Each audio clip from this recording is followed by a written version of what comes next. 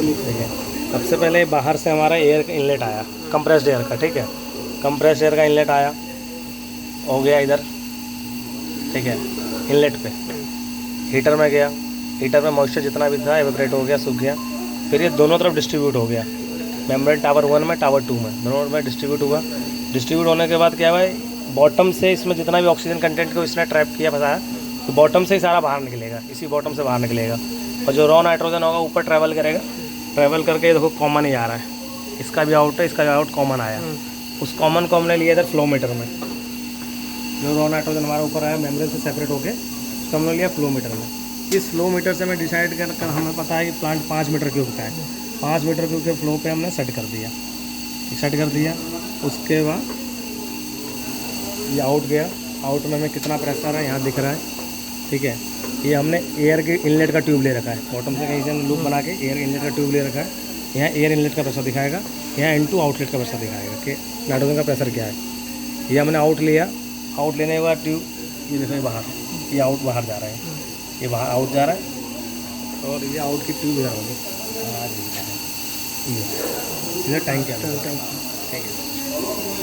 ये थ्रोली एक प्रोसेस हो गया कि नॉर्मल की ऐसे आता है फ्लो डायग्राम तरह का प्रोसेस। ये फ्लो डायग्राम है एयर का। हाँ, एयर से नाइट्रोजन निकलने का।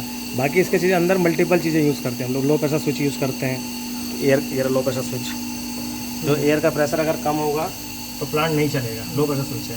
हाई प्रेशर स्विच बगल में है, वो हाई प्रेशर दिखाता है कि भाई अगर 5 जितने पे हमने सेट कर दिया कि 6 kg हमें प्रेशर चाहिए, तो 6 kg से अगर ज़्यादा होगा तो अपने आप को ही बंद कर लेगा। ठीक है, पूरा मेम्ब्रेन के बारे में बोल दीजिए, जो मतलब हैवी और लो, ठीक है। एक तो ये दूसरा, उसके बाद हमें सैंपल के चाहिए होता है, तो आउट से हम सैंपल रेगुलेटर के थ्रू सैंपल ले लेते हैं और उस सैंपल को हम इस एनालाइजर में देते हैं। इस एनालाइजर में आपके नाइट्रोजन की प्योरिटी बताता है कि प्योरिटी कितनी आ रही है, ठीक है, ठीक है। अब इसके अंदर ये ऑक्सीजन बाहर वेंट कैसे होता है, सेपरेट कैसे होता है। जो लाइट गैस होती है वो आगे ट्रैवल कर जाती है, जो हैवी गैस होती है वो बाहर की तरफ एग्जॉस्ट निकल जाती है, बाहर की तरफ। इसके अंदर बंडल ऑफ होलो फाइबर होता है, उसी से सारा प्रोसेस कंप्लीट होता है।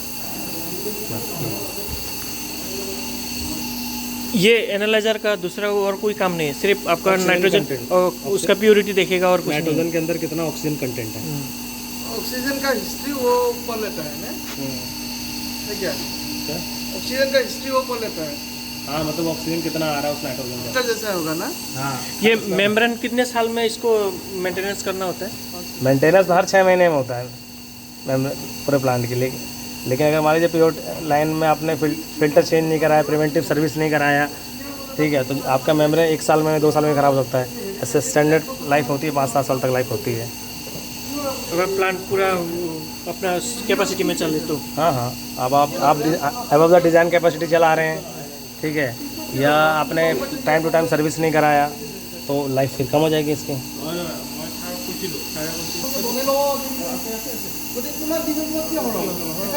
प्रेशर कम है क्या, कंप्रेसर बंद